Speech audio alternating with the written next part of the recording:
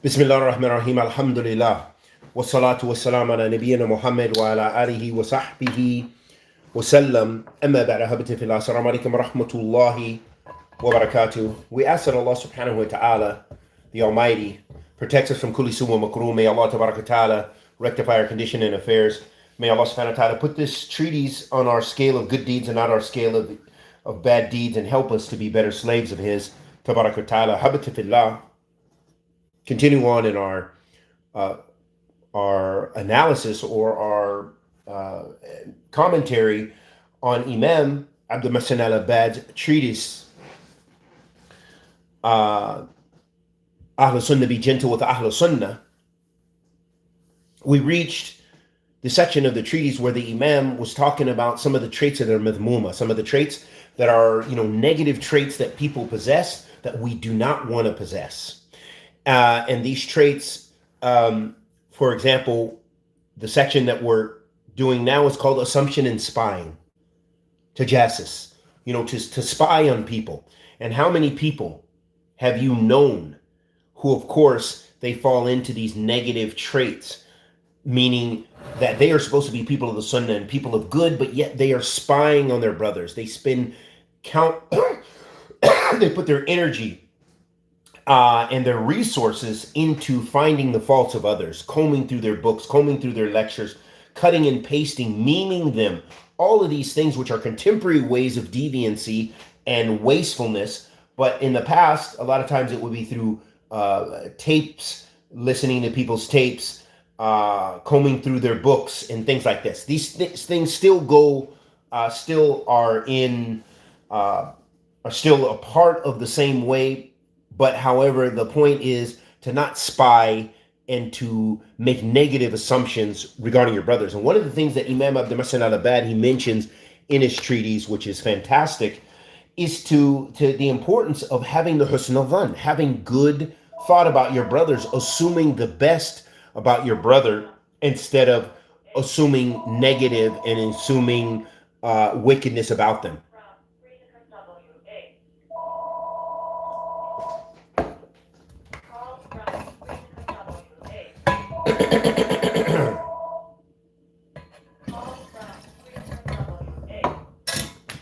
So it's very important for us, bi'idhnillah ta'ala, to exhibit the conduct. When you say you're from the people of the Sunnah, that means you're trying to follow the Sunnah of the Prophet alayhi salatu wasalam. Remember that. Do not think when we say Ahlul Sunnah or Salafi or whatever term that you use, do not think that it's an empty term. This is a term to denote that, hey, this is a part of your aqidah. This is a part of your methodology. This is a part of your manners. This is a part of your conduct, how you treat other believers and how you treat the creation of Allah subhanahu wa ta'ala, how you treat and you treat people and you interact with with others. So it's very important to exhibit that and understand those traits of Ahlul Sunnah, that this is sharaf. This is something of status, and not to belittle and not to have negative and wicked and evil traits of jahiliyyah, of ignorance. And let's look at an example that some of us can relate to. Just the fact of the recent recording of the brother Abu Taymiyyah, that someone punched him in the mouth. This is the wickedness of how people can transgress bounds with their hizbiyah. They are so blindly caught up into personalities, ideologies, and things which contravene the Sunnah. Instead of going back to the Sunnah, do we have a precedence where the Messenger alayhi salatu wasalam was punching his Sahaba radiyallahu ta'ala majma'in in the face, or other Muslims? No, he was, as an example, even the hypocrites, that he kept them in the ranks and he could have exposed them. He knew from revelation who some of them were. But he, sallallahu alayhi wasallam, because of the ultimate maslahah of not, acting upon that, of how that would have damaged the dawah, how would that have been in history? How would the people say? The people would say, Muhammad is killing his companions, radiyallahu ta'ala majma'in, meaning the companions, radiyallahu ta'ala, not the hypocrites. So this shows us, ahabati fillah, that there's fiqh and there's wisdom and there's hikmah in the Sunnah of the Prophet alayhi salatu wasalam. If we go back to the Prophet Muhammad sallallahu rabbi wa salamu alayhi, instead of going back to the way of the guy who stands on the block in Birmingham, or the guy in Croydon, or the guy in London, or the guy in Philly, who has big muscles, or who has small muscles, who just has a big fist, who has an ignorant head, who is foolish and interacting with the people based on ignorance and jahil. وَعِيَادًا بِاللَّهِ وَإِيَّاكُمْ مِنْ ذَلِكَ. So Imam Abdul Muhsin al-Abbad is dealing with that in his treatise. And he begins with assumption and spying. He says, Allah the Most High said, يَا أَيُّهَا الَّذِينَ آمَنُوا وَاجْتَنِبُوا كَثِيرًا مِنَ الظَّنِّ إِنَّ بَعْدَ الظَّنِّ إِثْمٌ وَلَا تَجَاسَسُوا. Allah subhanahu wa ta'ala says in Kitab al-Kareem, O you who believe, avoid suspicion. Or making bad assumption, or however you want to translate it, but it's like suspicion. Surely some suspicion is a sin, and do not spy. وَلَا تَجَاسَسُوا, and do not spy. So here we see Imam Abdul Muhsin in his tarjama mentions about assumption and spying, and then he says, قَوْلُ اللَّهُ تَعَالَى. He gives you nusus from the book of Allah subhanahu wa ta'ala. And Allah the Almighty said, يَا أَيُّهَا الَّذِينَ آمَنُوا, O you who believe, beware a lot of suspicion. Verily, some suspicion is a sin. Okay, so here Allah subhanahu wa ta'ala is warning you, why don't you take the heed from your Lord? The one who revealed the book of Allah subhanahu wa ta'ala is the speech of Allah subhanahu wa ta'ala. Why is it that we don't pay attention? Why do we have to say, well, no, Sheikh so-and-so said we can? No, Da'i so-and-so does it. The person in this community, he says it's okay. Let's do it, that we're coming closer to Allah. Why don't we go to what Allah subhanahu wa ta'ala says? Why is it that we have to always claim that we're following the Sunnah, but yet we take all kind of various paths? Imam Abdul Muhsin says, surely this noble verse contains the command to avoid a lot of suspicion or assumption, that some of it is an offense, meaning it's sinful, and the prohibition against spying. Spying is searching for the people's faults, and it is certainly what occurs in consequence of poor assumption, meaning that spying is the result of having suspicion. Okay, what's the result? When you have a bad assumption about it, if you think something negative about someone, you're going to begin to search. For example, even if it's between spouses, if you think something negative about your spouse, you're going to then begin to look in their phone, look in their search history, look in this, look in that, or who are they talking to, spy on their phone calls, whatever. So you see, when you have a negative assumption, it leads to spying. And this is what happens between the brothers, unfortunately. And he said, sallallahu alayhi wa sallam, إِيَّاكُمْ وَالظَّنَّ فَإِنَّ الظَّنَّ أَكْذِبُ الْحَدِيثِ. Beware of suspicion, for suspicion is the worst, most untruthful of speech. And do not probe for others, each other's faults. Do not spy on each other. Do not be envious of one another. Do not have mutual hatred towards one another. Do not have disparity towards each other. Be brothers, be Allah's servants as brothers. So in his tafsir of this, in the verse in Surah Al-Hujurat, Imam Ibn Kathir mentioned that the commander of the believers, Umar ibn al-Khattab radiyallahu ta'ala, said, "Oh, only assume good of a word that comes from your believing brother, and find a good understanding for it." Allahu Akbar. هذا قوي جدا. هذا قوي جدا. This is very, very strong. Just think, if we say we want to follow the Sunnah, we say that we're Salafi. Here's Ru'us Salaf. Here's the head of the Salaf, Umar ibn al-Khattab radiyallahu ta'ala majma'in, meaning as far as those other than the Messenger alayhi salatu wasalam. Here is the Ru'us Salaf, as-sahabatu Rasul sallallahu alayhi wasallam radiyallahu ta'ala majma'in, hawala'i Ru'us Salaf. They are the heads of the Salaf. When you say you're Salafi, when you say you follow the Salaf, you should be loving and adhering to the Sahabat of Rasul sallallahu alayhi wa sallam radiyallahu ta'ala anhum ajma'in. So Umar ibn Khattab radiyallahu ta'ala, what did he say? What did he say? I didn't ask you what the guy in Birmingham said. I didn't care what the guy in Hull, England said. I don't care about what they said in New York. I'm asking you, what did Umar radiyallahu ta'ala anhu say? Qala ibn Khattab radiyallahu ta'ala anhu, qala, only assume good of a word that comes from your believing brother and find a good understanding for it. That means we should try to have good ta'wil. That's why when people bring stuff to me and they say, well, Abu Taymiyyah said in this thing, Abu Khadijah said in this one, Lahmami said in this one said in this one, I try to put a good spin on it. And especially if I know the individuals and I know what they call to or how they act with people or what have you, you assume the best. You say, well, perhaps the brother made a slip of the tongue. Perhaps the brother didn't know that those were the people of innovation. Perhaps the brother knew they were, but he found that there was a greater maslahah for the greater community in the dawah. Perhaps make an excuse for your brother. Is this mumayya'? Are you calling Umar ibn Khattab radiyallahu ta'ala mumayya'? أعوذ بالله من هؤلاء. لا. Umar ibn Khattab radiyallahu ta'ala said, only assume a good of a word that comes from your believing brother and find a good understanding for it. Make a good ta'wil. And that's the difference in manhaj, and especially suluk, between a'imma and in our time, like Imam Abdul Muhsin al-Abbad and some others, is that he is usually trying to make excuses for his brothers. He's usually trying to assume, and you'll be in a better position with Allah than rushing to take your brother off the sunnah than the one who rushes to try to keep his brother on the sunnah. Not making excuses for sin and wickedness, but rather saying, maybe my brother meant this, or maybe my brother could have said it a better way this way. Maybe my brother making a good excuse. So I want to inculcate that into you, bi'idhnillah ta'ala, ayyuha ahl sunnah wa shabab muslimin. As mentioned in his biography, Tahdhib, Bakr Ibn Abdullah al-Muzani, rahimahullah ta'ala, said, beware of the words in which if you were correct, you would not be rewarded. And if you erred, meaning you made a mistake in them, you would have committed a sin. And how would that be? Especially you have a wicked outlook regarding your brother or a poor assumption about what they mean. Again, Imam Abdul Muhsin, who is he talking about? In his title, what's the name of the book? Ahl Sunnah, be gentle with Ahl Sunnah. And as mentioned in Al-Hilya, meaning Hilya to Awliya, by Abi Nu'aym, Abu Kilaba, Abdullah ibn Zayd al-Jazmi said, if something you dislike was conveyed to you from your brother, then search your utmost for the excuse for him. Then if you do not find for him an excuse, say to yourself, I hope my brother has an excuse I do not know of. Allahu Akbar. Allahu Akbar.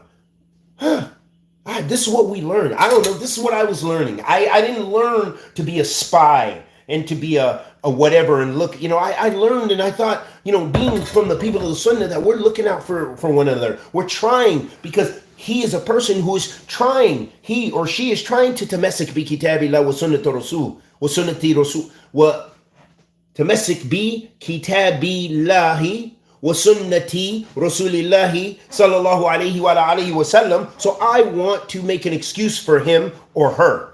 Husn al-dhan for your brother. Oh, my brother made a mistake there. But the reason probably is this. The reason probably is that. Or he probably meant to say this. Especially if you know that their methodology and their suluk and the way they are supports the good ta'wil, the good explanation. Why isn't we rush to take one another off the sunnah? That's such a destructive trait, will never benefit us. May Allah protect us and help us.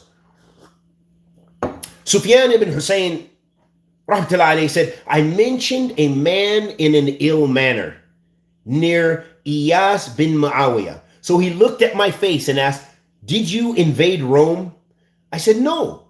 He asked, then Sind, meaning India, and the Turks? I said, no. He said, so Rome, Sind, India, and the Turks are safe from you, but your Muslim brother is not safe from you? He said, so I did not repeat it after that. Allah, how many of us would take that admonishment from our brothers? Not many of us. Most of us would say, no, but they their bid'ah or their disbelief is known. We don't have to. We need to attack those closest to us. We need to. We'd have a million excuses of why we should continue to attack and eat the flesh of our brothers. That wasn't the way of the Salaf, radiyallahu ta'ala ajma'in. I say, how good is this reply from Iyas ibn Muawiyah, who was famous for intelligence? And this reply is an example of his intelligence. And that was a statement of Imam Abdul Muhsin al-Abbad. And Rawdat al-Uqala, this is a book we quoted from last lesson.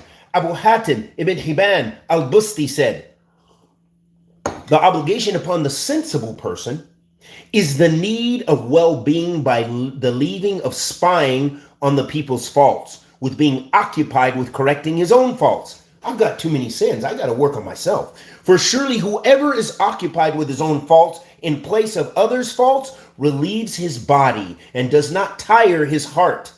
So the more he examines his own fault, he attaches no importance to what he sees of its like from his brother. And surely whoever is occupied with the people's faults in place of his own faults, his heart becomes blind, his body becomes tired, and it becomes difficult for him to leave his own faults. And also in the book, spying is from the branches of hypocrisy, just as good assumptions are from the branches of faith. The sensible person has good assumptions of his brothers and stands alone with his griefs and his sorrows, just as the ignorant person has poor assumptions of his brothers and is not reminded of his own sins and his anxieties. Allahu Akbar. That's high powered. I think we should just keep it short. I like that. I think that's a good way to end instead of making a longer lesson, because it was so powerful in shining the light on the dangers of spying and on the dangers of not looking to your own sins and own faults and rushing to criticize and spy and expose your brothers and sisters in Islam, especially your brothers and sisters who are trying to adhere to the Book of Allah and the Sunnah of the Messenger, salawatu rabbi wa salamu alayhi. It shows us, it's an excellent example. This is the tarbiyah we see from Imam Abdul Muhsin and many of our major scholars, is that they gave us this kind of tarbiyah, that hey, focus on seeking knowledge, focus on correcting yourself. Do not focus on the faults of your brothers. Yes, if there's a mistake, we refute the mistake, but we don't have to rush to take our brother or sister off the Sunnah of the Prophet sallallahu alaihi wasallam wa minhaj as-salaf as-salih. La. Instead, we have some gentleness. Instead, we do not spy. Instead, we do not undermine. Instead, we do not attack. And this is the opposite of what we see from some of the people who rush, who are quick, who strive to attack and destroy the honor of one another. And we ask Allah subhanahu wa ta'ala, the Almighty, to accept our good and forgive our evil, protect us from kulli su' wa makruh, and bless us with the ikhlas with thabat. Question was, Assalamu alaikum wa rahmatullahi wa barakatuh. May Allah protect you, Ameen, and you as well. What is the best way to tell someone to follow Sahih Hadith and not da'if when they are a firm believer in it? Well, what is apparent in general from the question, that the person is probably a person from the general Muslim folks who may be ignorant of these matters anyway, of sound hadith versus authentic hadith. They go with what sounds good and what they've been taught. All you can do, again, and I keep trying to tell you that, yes, you can advise someone. You can say, well, this is a fabricated hadith according to the scholars of hadith. It sounds good, it feels good, but it's not attributable to the Prophet ﷺ. You can tell them in a gentle way and try to invite them. And that's really all you can do. Because aslan, people like that, a lot of times they're following and blind followers of other du'at and scholars or what have you, and people of bid'ah and desires often. They might be a part of a group based on bid'ah and desires. So they don't care what you say. They don't care what you say about hadith. They'll say, oh no, I don't follow contemporary scholars. Or no, I don't follow this and I don't follow that. My scholars use it, or it's in the book. It's in Fadail al-A'mal. It's in this one, it's in that one. So they're not even concerned about that. Those aren't even their concerns. You can share with them in a nice way that you think, because you want to be making dawah. So you want to share the haqq with them in a way that they can accept it. If they don't accept it, it's a done deal. You're not going to convince them. You're not going to push them in a corner and you're going to shave their head and open their mouth and force something in their mouth. No, you're not going to be able to do that. You will share with them and keep it pushing. Share with them and keep it pushing. And this is the case with a lot of the dawah, because I see a lot of people, how can I change these guys' minds? How can I change this one's mind? How can we? Most of the time, you're not going to. You share the hujjah. The Prophet ﷺ gave dawah. The Anbiya, kulluhum, gave dawah. Alayhim afdal salatu wasalam. That's what they did. Some people accepted, some people opposed. Some people fought, some people accepted. Okay, that's the nature. That's the fitrah.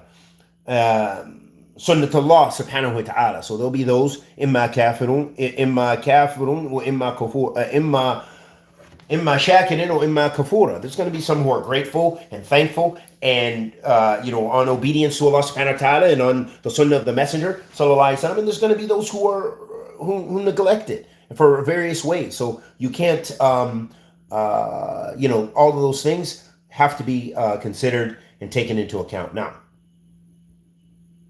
And if there are no other questions, we will say Assalamu alaikum.